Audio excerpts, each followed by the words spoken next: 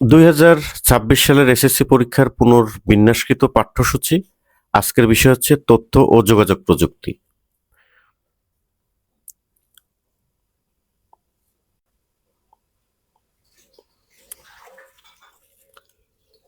প্রথমে যে অধ্যায়টা আনা আছে সেটা হচ্ছে দ্বিতীয় অধ্যায়। দ্বিতীয় অধ্যায়তে কম্পিউটার, রক্ষণাবেক্ষণ ও সাইবার নিরাপত্তা। এখান থেকে বাচ্চারা শিখতে পারবে কম্পিউটার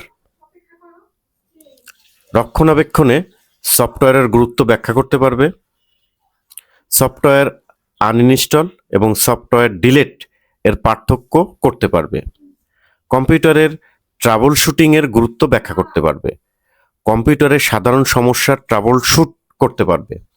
আর এর মূল বিষয়বস্তু হচ্ছে সফটওয়্যার রক্ষণাবেক্ষণে কম্পিউটার রক্ষণাবেক্ষণে সফটওয়্যারের গুরুত্ব, সফটওয়্যার ইনস্টলেশন ও আনইনস্টলেশন, সফটওয়্যার ডিলিট, সাধারণ ট্রাবল শুটিং। আর ব্যবহারিক তালিকায় প্রথম কাজটি চতুর্থ ক্লাসে এবং দ্বিতীয় কাজটি ষষ্ঠ ক্লাসে সম্পাদন করতে হবে। এটা হচ্ছে কার্যপ্রণালী। আর ব্যবহারিক তালিকায় তৃতীয় কাজটি দশম ক্লাসে সম্পাদন করতে হবে। এর জন্য বরাদ্দ করা আছে মোট 10টি ক্লাস। এই 10টি ক্লাসের প্রথমটির জন্য 2টি ক্লাস, পরেরটির জন্য 2টি ক্লাস, পরেরটির জন্য 2টি ক্লাস এবং সর্বশেষ সাধারণ ট্রাবল শুটিং এর জন্য ধরা আছে 4টি ক্লাস।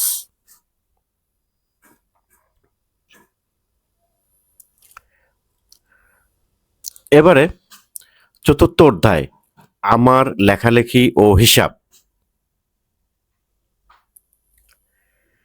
এখানে শিখনফল যেটা আমরা পাবো সেটা হচ্ছে ওয়ার্ড প্রসেসরের গুরুত্ব বৈশিষ্ট্য ব্যাখ্যা করতে পারবে, ওয়ার্ড প্রসেসর ব্যবহারের কৌশল বর্ণনা করতে পারবে, স্প্রেডশিটের গুরুত্ব বৈশিষ্ট্য ব্যাখ্যা করতে পারবে, স্প্রেডশিটের ব্যবহারের ক্ষেত্রগুলি চিহ্নিত করতে পারবে, স্প্রেডশিটের ব্যবহারের কৌশল বর্ণনা করতে পারবে,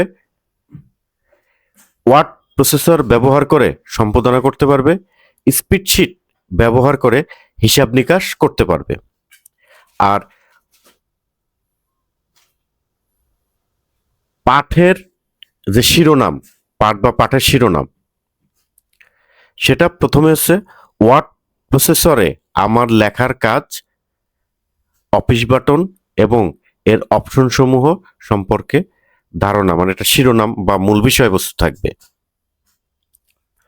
লেখালেখি, সাজসজ্জা, টেবিল ও বিভিন্ন ইলিস্ট্রেশন, টেবিল বা সারণী যোগ করা, ছবি যোগ করা, ওয়ার্ড আর্ট যোগ করা, মার্জিন ঠিক করা, প্যারাগ্রাফের লাইন ব্যবধান নির্ধারণ করা, পৃষ্ঠার নম্বর দেওয়া, বানান পরীক্ষা ও সংশোধন। এর জন্য বরাদ্দ 4টি ক্লাস। ব্যবহারিক তালিকায় চতুর্থ কাজটি ষষ্ঠ এবং 17 অর্থাৎ 16 এবং 17 ক্লাসে সম্পাদন করতে হবে।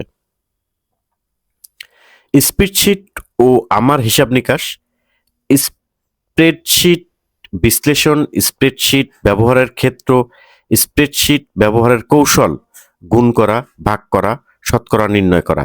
এর জন্য বরাদ্দ রাখা আছে 4টি ক্লাস। ক্লাসের ক্রম হচ্ছে 18, 19, 20, 21। এই মন্তব্য বলা হয়েছে যে ব্যবহারিকের তালিকায় পঞ্চম কাজটি 20তম ক্লাসে ও 21তম ক্লাসে সম্পাদন করতে হবে।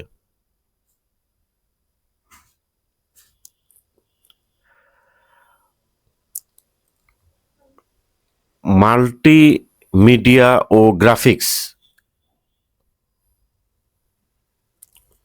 মাল্টিমিডিয়ার ধারণা ব্যবহার করতে পারবে, মাল্টিমিডিয়ার মাধ্যমসমূহ বর্ণনা করতে পারবে, মাল্টিমিডিয়ার ব্যবহারের ক্ষেত্রসমূহ চিহ্নিত করতে পারবে, মাল্টিমিডিয়ার ব্যবহারের ক্ষেত্রসমূহ চিহ্নিত করতে পারবে, প্রেজেন্টেশন সফটওয়্যারের ধারণা ব্যাখ্যা করতে পারবে, প্রেজেন্টেশন সফটওয়্যারের ব্যবহারের গুরুত্ব বিশ্লেষণ করতে পারবে, প্রেজেন্টেশন সফটওয়্যারের ব্যবহারের কৌশল বর্ণনা করতে পারবে, প্রেজেন্টেশন সফটওয়্যারের ব্যবহার করে বিষয় সংশ্লিষ্ট স্লাইড তৈরি ও উপস্থাপন করতে পারবে। আর এটার যে বিষয়বস্তু থাকছে সেটা হচ্ছে মাল্টিমিডিয়ার ধারণা। মাল্টিমিডিয়ার ধারণাসমূহ এর জন্য বরাদ্দ একটি ক্লাস হচ্ছে 22তম ক্লাস। আর পরবর্তীতে আছে প্রেজেন্টেশন সফটওয়্যার তৈরি করা, পাওয়ার পয়েন্ট প্রোগ্রাম খোলা ও স্লাইড তৈরি করা, প্রেজেন্টেশন সেভ ও সংরক্ষণ করা, নতুন স্লাইড যোগ করা, প্রেজেন্টেশনের স্লাইড প্রদর্শন এর জন্য বরাদ্দকৃত 2টি ক্লাস 23 ও 24তম ক্লাস।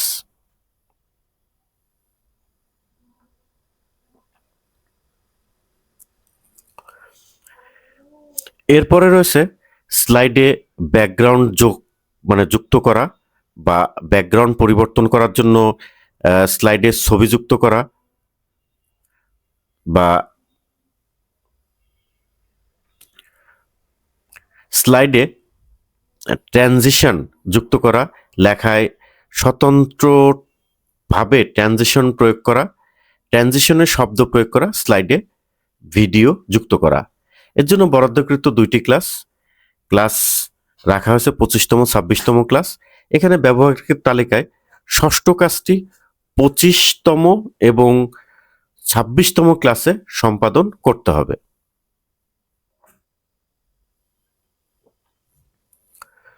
ষষ্ঠ অধ্যায় প্রোগ্রামিং এর মাধ্যমে সমস্যার সমাধান।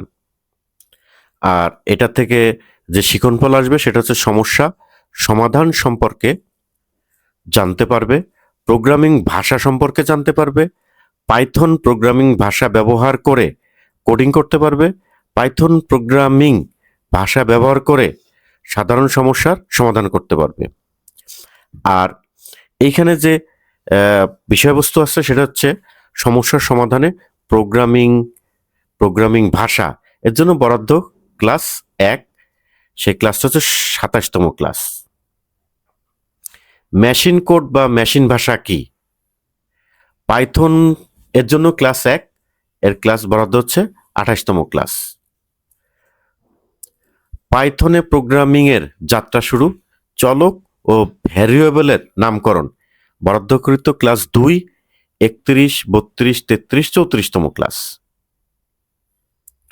ভ্যারিয়েবল ডেটা সংরক্ষণ করা অথবা ভ্যালু অ্যাসাইন করা, ডেটা টাইপের রূপান্তর এর জন্য বরাদ্দকৃত ক্লাস 4টি, 31, 32, 33 ও 34তম ক্লাস।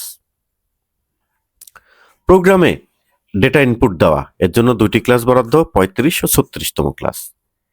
গাণিতিক অপারেশন কম্প্যারিজন বা তুলনা করার অপারেটর এবং তাদের ব্যবহার বরাদ্দকৃত ক্লাস 2টি, 37 ও 38তম ক্লাস। প্রোগ্রামে শর্তের ব্যবহার, ম্যাচ স্টেটমেন্ট ও প্রোগ্রামের লুপের এর জন্য বরাদ্দকৃত ক্লাস 10টি, 39 থেকে 48তম ক্লাস পর্যন্ত। ব্যবহারিক তালিকায় 7ম যে কাজটি সেটা করবে 34, 36, 37, 40, 41, 45, 46 ও 48তম ক্লাসে সেটা সম্পাদন করতে হবে।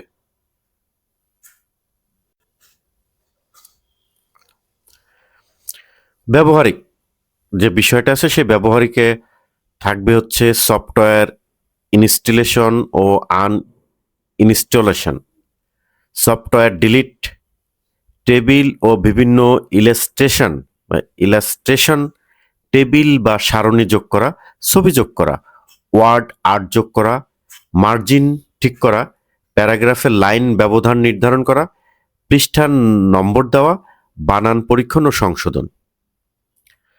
চতুর্থতম যে ব্যবহারিক থাকবে সেটা থাকবে স্প্রেডশিট বিশ্লেষণ, স্প্রেডশিট ব্যবহারের ক্ষেত্র, স্প্রেডশিট ব্যবহারের কৌশল, গুণ করা, ভাগ করা এবং শতকরা নির্ণয় করা।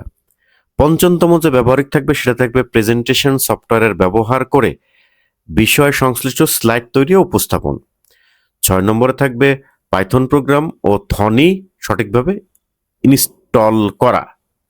7 পাইথন প্রোগ্রাম দিয়ে অপারেটর ও লুপ ব্যবহার করে বিভিন্ন সমস্যার সমাধান করা। আর তৃতীয় ক্লাসের পাশাপাশি উল্লিখিত সময়ের মধ্যে ব্যবহারিক কাজ সম্পূর্ণ করতে হবে।